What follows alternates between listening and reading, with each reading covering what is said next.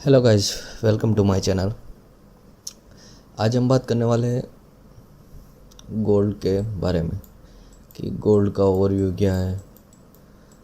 Gold में ये 4 topic है जो आज 4 टॉपिक पे हम डिस्कस करने वाले हैं।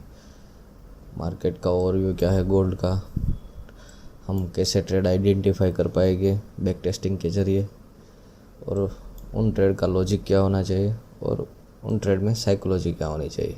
ठीक है, इन 4 टॉपिक पर हम डिस्कस करने वाले हैं। डेली पे दिख रहा है कि यहाँ पे किस तरह से एक पैटर्न बन रहा है, इस तरह से एक पैटर्न बन रहा है। लॉजिक क्या है यहाँ पे आप देखेंगे तो मार्केट ने एक सडन बाइंग आई, फिर यहाँ से कंसोलिडेट किया, फिर यहाँ से कंसोलिडेट करते करते करते फेक आउट दिया, यहाँ पे सबको ट्रैप किया, फिर से यहाँ पे इस जोन में ट्रेड करने लगा। पर हुआ क्या, मेन ये एक ट्रेड लाइन पे चल रहा है, जो ये ट्रेड लाइन यहाँ से नीचे से सपोर्ट दे रही। अब नेक्स्ट वीक क्या हो सकता है, मान लीजिए यहाँ पे देखिए तो इस जोन का जो ब्रेकआउट मिल सकता है, ठीक है, यहाँ पे जो ब्रेकआउट मिलेगा तो एक्सपेक्ट है कि इस जोन के ब्रेकआउट के बाहर यहाँ पे ट्रेड करेगा तो एक नया हाई लगाने का चांस है, क्योंकि गोल्ड को गिरना होता तो यहाँ से रिवर्स ले लेता। इस जोन से बार बार रिट्रेसमेंट लिया पर यहाँ पे फेल हो रहा है, ठीक है, और हायर हाई बना रहा है। यहाँ पे न्यू लो नहीं क्रिएट कर रहा है, न्यू लोअर हाई क्रिएट कर रहा है, लोअर लो नहीं क्रिएट कर रहा है। इसकी वजह से आप देख पाएंगे कि यहाँ पे एक अपॉर्चुनिटी मिलती है बाइंग साइड पे गोल्ड में। अब गोल्ड में बाइंग साइड की अपॉर्चुनिटी मिलेगी तो किस तरह से ट्रेड करें।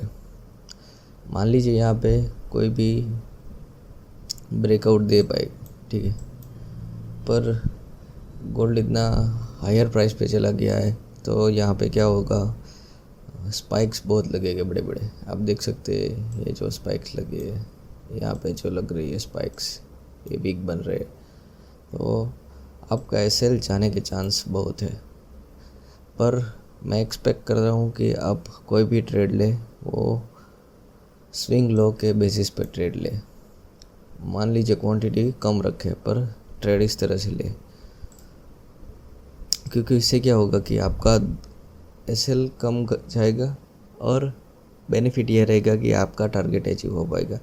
अदरवाइज़ आप यहाँ पे मान लीजिए यहाँ पे आपने सपोर्ट लाइन पे एक बार मार्केट आया तो यहाँ पे आप इसके एसएल से लो पे एसएल रख के ट्रेड करेंगे तो क्या होगा कि वो सीधा स्पाइक मार के निकल जाएगा, तो आपका ट्रेड भी नहीं निकल पाएगा अच्छा, और लॉस भी बुक करना पड़ेगा। और क्या होगा, यहाँ पे भी टाइट एसएल रखेंगे तो मान लीजिए कोई स्पाइक बाइक लगा के यहाँ भी चला जाएगा तो फोमो में आप रिवर्स एंट्री लेने लगेंगे और हायर टाइम फ्रेम को देखे बिना स्मॉलर टाइम फ्रेम में जाएंगे, तो यही दिक्कत आएगी। पेशेंस से ट्रेड करें, ठीक है। हम बात करते हैं अभी लोअर टाइम फ्रेम में, ठीक है, तो 1 आवर टाइम फ्रेम में देखेंगे तो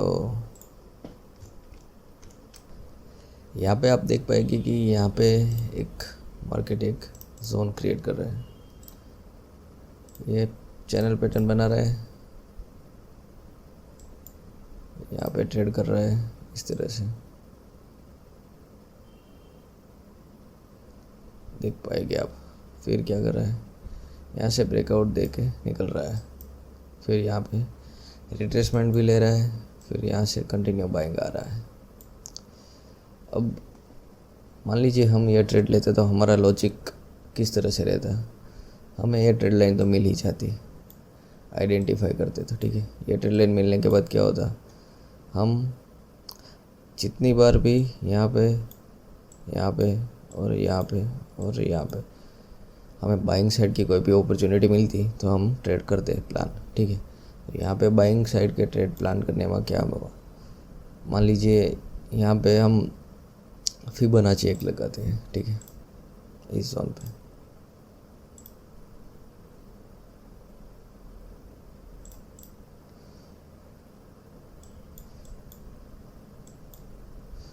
फिबोनाची रिट्रेसमेंट हमने लगाया, ये बेसिकली लेवल पे हमें बढ़िया एंट्री मिलती है इसमें। मैं कई बार यूज़ करता हूँ जब मेरे को कोई प्राइस एक्शन ठीक से नहीं कंफर्म मिलता। तो मान लीजिए यहाँ पे हमने हाई से मार्क किया और दूसरा ये स्विंग लो जो था इस जोन पे हमने मार्क कर लिया, ठीक है।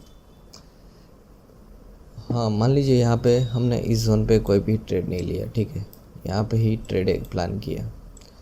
तो इस जोन के सपोर्ट से हम ट्रेड प्लान करते तो क्या होता, यहाँ पे हमें एक एंट्री मिलती, ठीक है। तो हमारे टारगेट्स क्या रहते, पहले ये वाला रहता 0.236, ठीक है। फिर यहाँ पे हम वेट करते कि किस तरह से ब्रेक कर रहा है। अब यहाँ पे देखेंगे तो एक सिंगल कैंडल में इसने पूरा जोन ब्रेक कर दिया। फिर बाद में क्या हुआ, कंसोलिडेट हुआ, फिर भी इस जोन को भी 0.3 वाला जोन भी ब्रेक कर दिया। फिर क्या हुआ, हमें ये ट्रेड लाइन मिलती। तो ट्रेड लाइन पे हमें एक जोन दिख रहा था कि यहाँ से रिवर्स ले सकता है, तो हम यहाँ पे प्रॉफिट बुकिंग कर पाते। अब मान लीजिए हमने ये ट्रेड लिया होता लॉजिक के साथ, यहाँ पे बाइंग कैंडल बनी, हमने ट्रेड प्लान किया स्विंग के लो का, ठीक है, इस लो का यहाँ पे प्लान किया ऑलमोस्ट $11 का एसएल, और फिबोनाची रिट्रेसमेंट से हमने ये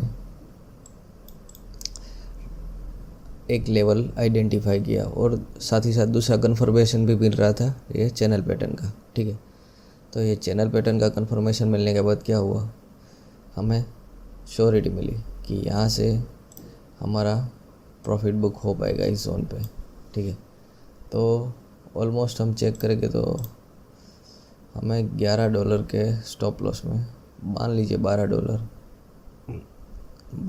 के स्टॉप लॉस में हमें $34 का प्रॉफिट मिला। सिंपल लॉजिक है, बस आपको एक प्रैक्टिस करने की देर है। रेगुलर प्रैक्टिस आपको सभी लेवल्स और सभी प्राइस एक्शन को आपके अंदर बिठा देगी। मान लीजिए यहाँ पे देखिए, अभी यहाँ पे कुछ हमने ड्रॉ नहीं किया, तो यहाँ पे क्या होगा, हम ये ट्रेड लाइन खींचते हैं यहाँ से ऊपर से, ठीक है, यहाँ से खींची और दूसरी एक ट्रेड लाइन यहाँ से सपोर्ट लाइन खींची।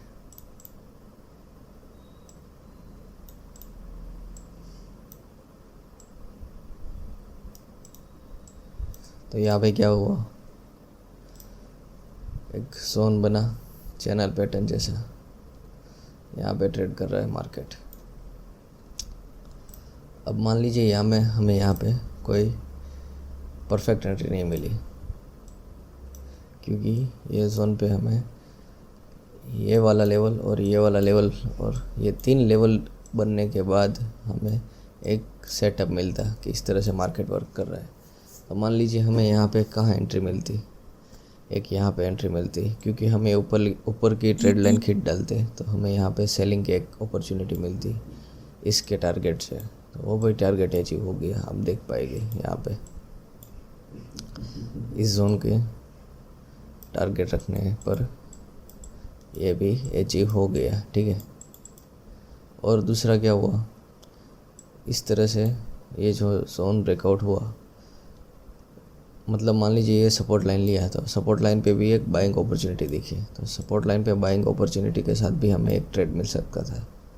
सिंपल लॉजिक से, बस हमें मेन चीज़ क्या करनी थी, एक जोन आइडेंटिफाई करना था। यहाँ पे इस जोन का ब्रेकआउट मिला तो यहाँ पे एक बार रिट्रेसमेंट लेने आ सकता है, फिर बाद में यहाँ से बाइंग कंटिन्यू करेगा, ठीक है। पर वो मार्केट खुलता है तब हम प्लान करेंगे। पर मेन चीज़ क्या है इस सब में, मेन चीज़ एक ही है, वो है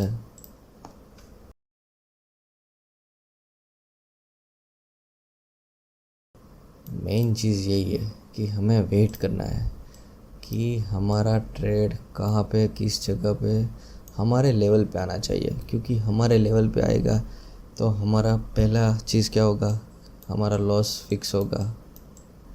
रैंडमली यहाँ पे ट्रेड लेते और यहाँ पे बाइंग करते, ये जोन का ब्रेकआउट हो गया बाइंग कर लेते, तो क्या हुआ था, ऐसे लेट होता। यहाँ पे बाइंग करते कि रिट्रेसमेंट आए, ऐसे लेट होता। और मेन चीज़ क्या होती, आपका अकाउंट ब्लो।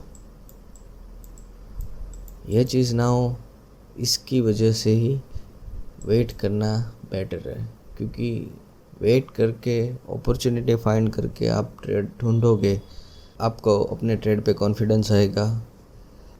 ये प्रोसेस करते करते करते करते एक ही चीज़ मिलेगी क्या, कि आपकी ट्रेड करने की कैपेसिटी बढ़ेगी, आप ब्रेक इवन पे आओगे, और सबसे मेन बात, आपको प्रॉफिटेबल बनने में कम टाइम लगेगा। और एक बात है कि आप अगर कोई फॉरेक्स ब्रोकर में ट्रेड करते हो, मान लीजिए कोई एक्सएनएस है वगैरह में कोई ट्रेड करते हो, तो मैं एक हैंडटेक करके ब्रोकर में ट्रेड करता हूँ पिछले 3-4 साल से। सो मैंने लिंक डिस्क्रिप्शन में दिया हुआ है। अगर आपको कोई भी अकाउंट ओपन करना है तो आप उस लिंक में जाके अकाउंट ओपन कर पाएंगे। और मेन बात ये है कि उसमें डिपॉजिट विड्रॉल यूएसडीटी से होता है। सो आपके पास यूएसडीटी होते हैं तो आप यहाँ पे यूएसडीटी डिपॉजिट करके ट्रेड कर सकते हो, और डिपॉजिट करके विड्रॉल भी यूएसडीटी में ही मिलेगा। तो आप एक बार ट्राई करें, बाद में मेरे को कमेंट सेक्शन में बताएगी कि किस तरह से आपका एक्सपीरियंस है उस ब्रोकर के साथ। Okay, bye bye, see you guys, thank you.